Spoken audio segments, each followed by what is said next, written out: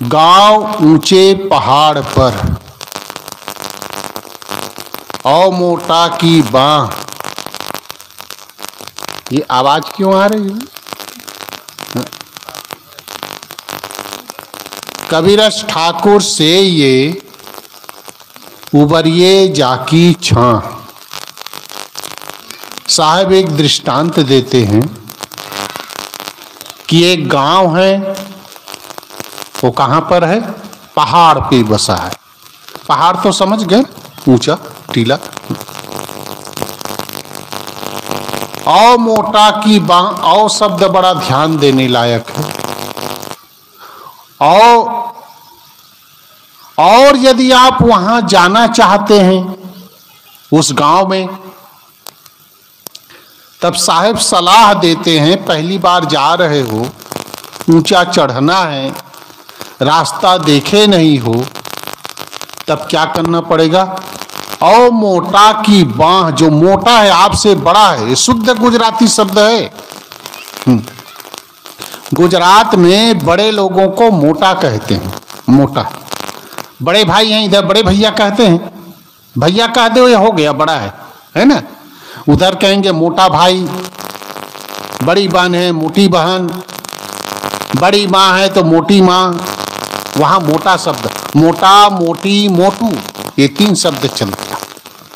यहां कबीर साहब कहते हैं, यदि गांव बहुत ऊंचे पहाड़ पर है, यदि वहां आप जाना चाहते हैं, जाने की इच्छा रखते हैं, कभी देखे नहीं है रास्ता बड़ा कैसा है, उसका भी आगे का एक वर्णन है। एक साखी में वहीं पर है वो साखी। गांव यहां पर है, कबीर का घर शिखर पर, जहां सिलहली गैल, पांव न टिके पपील का, तहाँ खलकन लादे बैल। देखिए पूरे ऊपर पहाड़ पे गांव तो है कि पहाड़ पे एक शिखर भी होता है। शिखर मतलब पहाड़ में भी और ऊंचा टापू, बिल्कुल। तो कबीर का घर कहां पर है? साहब अपने घर का परिचय बता रहे हैं। मेरे घर में यदि आना चाहते हो तो साहब कहते हैं, पहाड़ पे गांव है, उस पहाड़ पे जो टापू है, उस टापू के ऊपर मेरा घर है। आओ, बिल्कुल टॉप पे। और वो रास्ता कैसे? जहां सिलहली गैल, गैल मतलब होता है रास्ता। रास्ता कैसे? सिलहली। ये आवाज को ठीक करो ना तो अच्छा लगेगा। आवाज कम कर दो, कोई बात नहीं। जहां सिलहली गैल, अब वो रास्ता, सिलहली का अर्थ होता है बड़ा फिसलन।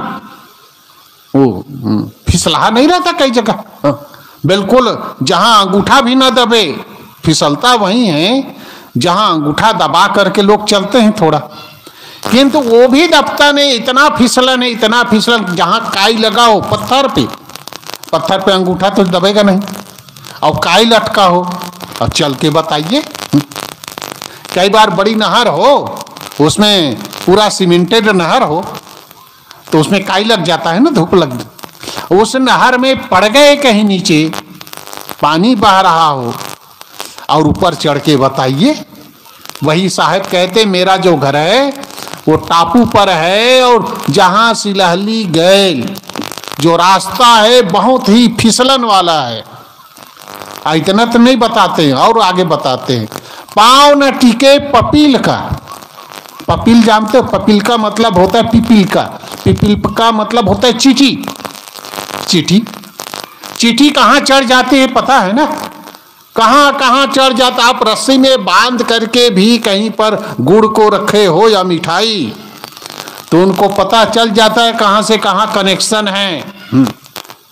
और वो तार में बंधा हुआ है, वहां भी चींटी पहुंच जाती। जब चींटी का पैर जहां ना टिकता हो, वहां क्या करते हैं दुनिया के लोग? ता खलकन लादे बैल। वहां पर दुनिया के लोग, खलकन मतलब होता है संसारी लोग, भोगी लोग, बैला गाड़ी में बैठ करके जाना चाहते हैं वहां शिखर पे। तो पहुंच पाएगा? अरे जब आपका पैर नहीं टिक रहा है तो बैलगाड़ी कैसे वहां पहुंचेगा? नहीं पहुंच सकता। वही बात यहां साहब कहते हैं, यदि गांव है, पहले गांव की बात बताते हैं। गांव है, एक गांव है, पहाड़ पर है, वहां यदि जाना चाहते हो तो क्या करना पड़ेगा? यहां पर बैलगाड़ी की बात नहीं कहते। किसकी बात कहते? जो बड़े लोग हैं आपसे, ताकतवर, होशियार, उसका यदि आप बहिया पकड़ लोगे ना, मतलब आधार पकड़ लोगे, तो वहां आप पहुंच सकते हैं। किसी भी क्षेत्र में यदि आप आगे बढ़ना चाहते हैं, केवल गांव की ही बात नहीं, किसी भी क्षेत्र में आगे बढ़ना चाहते हैं तो अपने से बड़े आदमी का बहिया पकड़ लो, आप ऊंचे उठ जाएंगे। ऊंचे की बात यहां साहब, यदि आप ऊंचा उठना चाहते, साधु बनना चाहते हैं तो बड़े साधु के साथ में लगे। आप लेखक बनना चाहते हैं तो बड़े साहित्यकार के साथ में लगिए। यदि आप डॉक्टर बनना चाहते हो तो बड़े डॉक्टर के पास जाकर के वहां अपने सेवा बजाइए। यदि आप वकील बनना चाहते हैं तो बड़े वकील के साथ रह करके प्रैक्टिस कीजिए। जो भी है, आप धनपति बनना चाहते हैं तो गरीब लोगों से नहीं, बड़े लोगों के पास जाकर के सीखिए, हो तब आप बड़े बन सकते हैं। किसान में बढ़िया उन्नति करना चाहते, किसानी में तो जो आदमी बढ़िया किसानी करता है उसकी संगत में जा करके सीखो। जो भी बड़े हैं आपके क्षेत्र में, आपसे जो बड़े हैं, उनके आधार लेकर के, यहां बाह पकड़ने का मतलब है उनका आधार लेकर के आप बड़े हो सकते हैं। किंतु नीचे एक और लाइन साहब कहते, नीचे के लाइन में क्या है? गांव से मोटा कबीरस ठाकुर से ये, कबीर साहब कहते हैं ऐसे ठाकुर की अब सेवा करो। काहे के लिए? ऊपर ये, यदि आप अपना उद्धार चाहते हो, देखिए बड़े होना अलग चीज है और उद्धार होना अलग चीज। यदि आप उबरना चाहते हैं, कल्याण चाहते हैं, अपने जीवन की मुक्ति चाहते हैं, जन्म मरण से बचना चाहते हैं, या कह दो कि स्वर्ग जाना चाहते हो, वैकुंठ जाना चाहते हो, जैसा जिसको सदगति, बढ़िया उद्धार चाहते हो, तो उसके लिए क्या करना पड़ेगा? कबीरस ठाकुर से ये, ऐसे ठाकुर मतलब होता है स्वामी, मालिक, गुरु, सदगुरु, हो ईश्वर, इष्ट, जो कहो।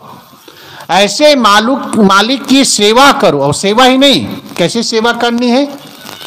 उबरिए जाकी छाह। छाह मतलब होता है छाया, और यहां छाया का अर्थ है छत्र छाया। छत्र छाया मतलब उसके अधीन रह करके, उनकी छत्र छाया में रह करके, जो सदगुरु हैं, मालिक है, स्वामी हैं, गुरु हैं, उसकी छत्र छाया में रह के, उसके अधीन रह के, मतलब उनकी शरणागत होकर के उनकी सेवा करो, तब कल्याण होगा। और कई जगह आप बड़े लोगों की संगत करके आप आश्रम बना सकते हैं, और बड़े प्रवक्ता भी बन सकते हैं, बड़े संगीतकार भी बन सकते हैं, भजन गायक भी बन सकते हैं, किंतु कल्याण नहीं कर सकते। कल्याण होना अलग चीज है। कल्याण होने के लिए जो कल्याण पुरुष है, कल्याण पुरुष कैसे होते हैं उसके लिए भी कबीर साहब ने व्याख्या दी है। उसकी व्याख्या यह है कि साहब कहते हैं एक जगह, कर विचार विकार परिहरि तरन तारण सोए। जो विचार करता है और विचार करते करते जीवन के जितने विकार है उसको परित्याग कर देता है, वो तर जाता है और वही दूसरे के लिए तारक बनता है। जो तैरना जानता है वैसे दूसरे को तो तैरना सिखाएगा ना। कर विचार विकार परिहरि तरन तारण सोए, कहाँ ही कबीर भगवंत।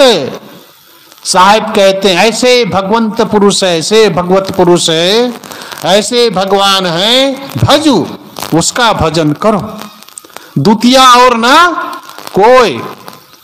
और दूसरे के भजन करने की कोई जरूरत होती नहीं। जो तर गया है उसका वही भगवान है, उसका भजन करो। तो ऐसे ठाकुर के सानिध्य में रह करके जब हम सेवा करेंगे, आगे बढ़ेंगे, तब हमारा कल्याण होगा। बड़ा बनना अलग है और कल्याण होना अलग है, दोनों में बिल्कुल ही अंतर है। आप बड़े बनने के लिए एक से एक योग्यता आपको चाहिए, तब बड़े बन सकते हैं, और कल्याण होने के लिए बिल्कुल सरल है। आप लोग सुने होंगे, एक आदमी भजन गाता है, एक आदमी भजन बनाता है ना? कोई भजन बनाता है, कोई भजन गाता है और कोई भजन करता है। ये तीनों में अंतर जानते हो? सब कोई भजन नहीं गा सकते, और किसी की कंठ होती है। सब कोई थोड़े लता मंगेशकर बन जाएगा भाई, कि न किशोर कुमार बन जाएगा, न मोहम्मद रफी बन जाएगा। सबकी अपनी अपनी आवाज है, ये कुदरती है, आपकी कमाई है, कुदरती कमाई है। आपको कंठ मिला है, उसमें आप अभ्यास करेंगे तो और आगे बढ़ जाएंगे। और एक आदमी भजन बनाता है, सब कोई बना भी नहीं सकते, भजन भी सब कोई नहीं बना सकते, किंतु एक ऐसी चीजें हैं भजन करना, भजन सब कोई कर सकता है। भजन सब कोई कर सकता है, अनपढ़ भी कर सकता है, पढ़ा लिखा भी कर सकता है, स्त्री भी कर सकती है, पुरुष भी कर सकता है, बच्चे भी कर सकते हैं, जवान भी कर सकते हैं और बूढ़े भी कर सकते हैं। और भजन करना क्या है?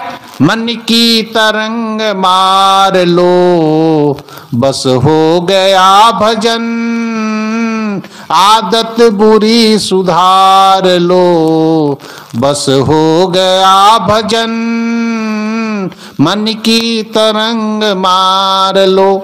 कोई तुम्हें बुरा कहे, देखिए भजन गाने, भजन जो करता है उसके लिए साहब उसके लक्षण बताते हैं। कोई तुम्हें बुरा कहे तू सुन कर क्षमा, वाणी का सर संभार लो, बस हो गया भजन, मन की तरंग मार लो, बस हो गया भजन। ये मन की तरंगों को आपको गाली दे तो आप भी फटाक से गाली देना चालू मत करो। इसका मतलब कोई गाली दी आप भी गाली निकाल दे तो भजन नहीं करते हो। भजन गा सकते हो। अरे भजन गाने वाले को देखें, तंबाकू भी चढ़ाता है और कुछ चढ़ाता है, तब भजन गाता है। बनाने वाले लोग भी होते हो, तो विद्या है, बनाना एक विद्या है, गाना एक कला है, किंतु भजन करना न कला है न विद्या है, वो हृदय की शरणागति है। यहां साहेब कहते हैं, यदि तुम अपना उद्धार चाहते हो, वैसे परम पुरुष परमात्मा मालिक स्वामी जो आप बैठे हैं सदगुरु के रूप में, उनके पास जाकर के सेवा करो। आओ, एक दिन घर में बुला दिए, पूजा वूजा कर दिए, 10-20 दे दिए, इतने को सेवा नहीं कहते। साहेब कहते शरणागत होके छत्र छाया में, उसकी छत्र छाया में रह करके यदि आप सेवा करोगे, तब इसी जीवन में आपका कल्याण हो जाएगा। सब कोई ऊपर उठना चाहते हैं ना, सब कोई कबीर साहिब के धाम में जाना चाहते हैं, तो साहिब कहते हैं उसके लिए बस 2 सीढ़ी है। एक सीढ़ी ये है कि कल्याण की भावना रखो, और दूसरी सीढ़ी ये है कैसे सदगुरु की सेवा में लग जाओ तो तुम्हारा कल्याण हो जाएगा। समय हो चुका है, मुख्य प्रवक्ता का समय हो चुका है, उसके समय को मैं लेना नहीं चाहता हूँ, अपनी वाणी को विराम देता हूँ। एक बार जोर से जय बोलेंगे। बोलिए सदगुरु कबीर साहिब की जय।